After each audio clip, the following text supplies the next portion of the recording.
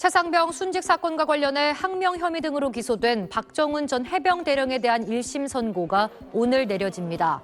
앞서 군 검찰은 박 전 대령에게 징역 3년을 구형했습니다. 박 전 대령은 이첩 보류 명령을 받지 못했고 불법적인 지시만 있었다며 줄곧 무죄를 주장해왔습니다. 박 전 대령의 무죄 탄원 운동에 10만 명 넘는 시민이 참여한 가운데 1심 법원이 어떤 판결을 내릴지 관심이 집중됩니다. 지금 삶의 끈을 놓아도 아무런 아쉬움도 없으며 어떠한 의욕도 없는 상태로 지내고 있습니다. 하늘이 무너지는 고통과 아픔은 우리 부부가 마지막이길 바랍니다. 먼저 기자회견문을 낭독하고 그다음에 선언서를 전해주신 최수근 상병 모두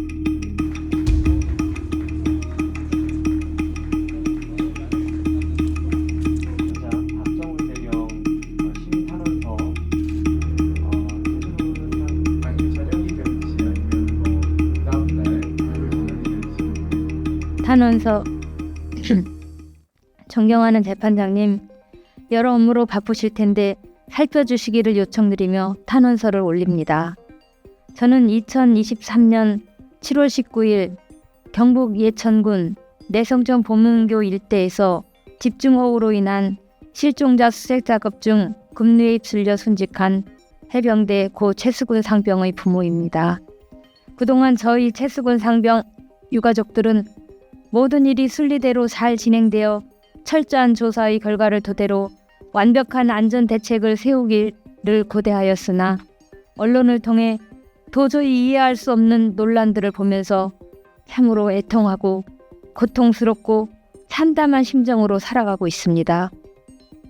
저희 아들 수근이가 전쟁이나 군사작전이나 예측하지 못한 돌발 상황에서 사망했다면 부모로서 고통은 있겠으나 한 맺힌 원통함과 억울함의 고통 없이 일상을 살아갈 수 있었을 것입니다.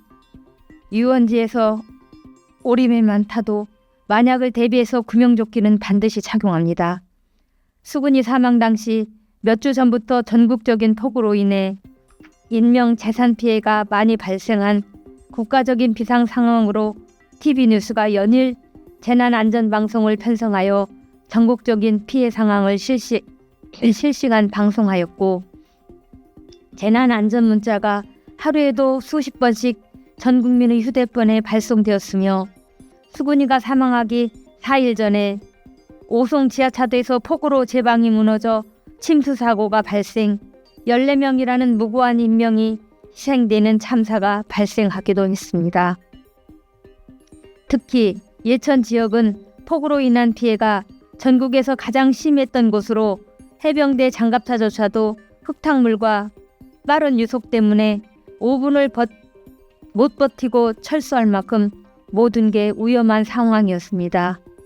심지어 수근이 사망 전날에도 전국적인 폭우가 계속되었습니다.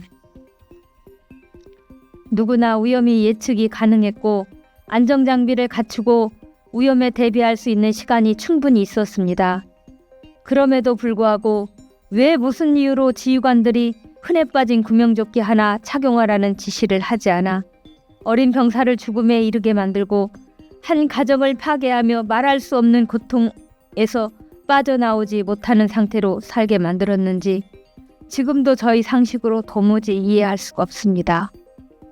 저희 부부는 살아야 할 이유도 없고 지금 삶의 끈을 놓아도 아무런 아쉬움도 없으며 어떠한 의욕도 없는 상태로 지내고 있습니다. 각급 지휘관들은 희야 장병들의 안위에 대해 책임을 져야 하고 가장 먼저 어린 병사들의 안위를 걱정했어야 합니다. 그러나 어린 병사들이 유속도 빠른 흙탕물 속에서 수중수색, 대민지원을 활동을 하는데 어떤 지휘관도 입대한 지 채 몇 개월 되지 않은 어린 병사들이 수중수색이 위험하다는 것은 충분히 예견할 수 있었음에도 그 지시를 거부하거나 물속 투입을 금지하지 않는 것으로 알고 있으며 수중수색 시 안전에 관한 구체적인 어떠한 대책도 지시하지 않았다는 점에 화가 치밀어 오릅니다. 저는 각급 지휘관들 중 한 사람만이라도 그 직에 그 직을 걸고 책임감을 가지고 일을 했다면 이런 허무하고 비극적인 불행한 사태는 없었을 것이라고 생각합니다. 또한 상급 지휘관들이 무책임함, 무지함, 무모함으로 인해 어린 병사의 생명 하나를 지켜주지 못했으면서 어느 지휘관 하나 부끄러움을 알고 스스로 책임지는 모범적인 모습을 보여주지 않았습니다. 무엇보다 구차한 변명과 힘없는 하급 지휘관에게 책임을 전가하는 듯한 군인답지 못한 모습을 보면서 유족이 아닌 국민의 한 사람으로서 참담한 심정뿐입니다.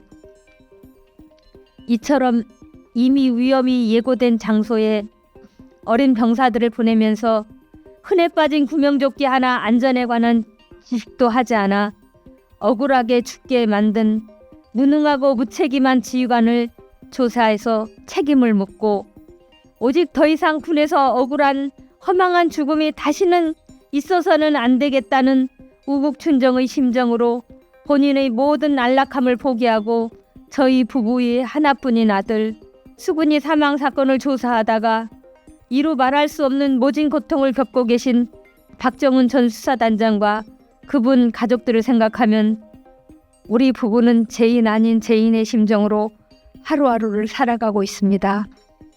존경하는 재판장님께 감히 호소드립니다.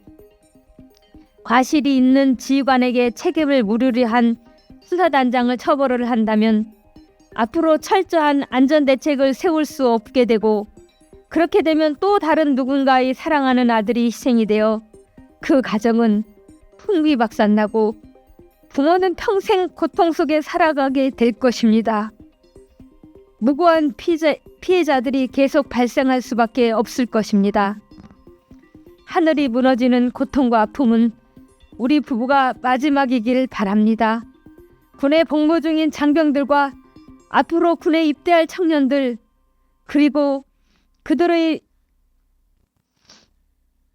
부모님들이 안위와 철저한 안전대책 수립을 위해서 박정훈 전 수사단장의 명예를 회복시켜 주시길 바랍니다. 박정훈 전 수사단장님께서 명예로운 군생활을 하실 수 있도록 명예를 지켜주실 것을 간곡히 호소드립니다. 2024년 12월 3일 고 최수근 상병 부모 올림.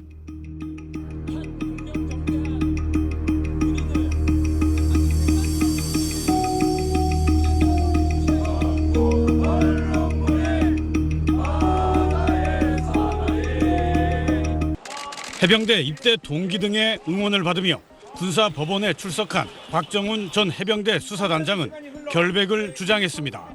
상관 명예훼손이나 항명죄 역시 그것은 전혀 성립될 수가 없고 이 사건의 본질에 좀 더 재판부에서 집중을 해서 수사의 외압에 대해서 철저히 잘 규명이 된다면 중앙군사법원에서 열린 첫 공판에서 군검찰은 경찰 이첩을 멈추라는 해병대 사령관 지시는 정당한 만큼 박 전 수사단장이 항명을 저지른 것이라고 주장했습니다.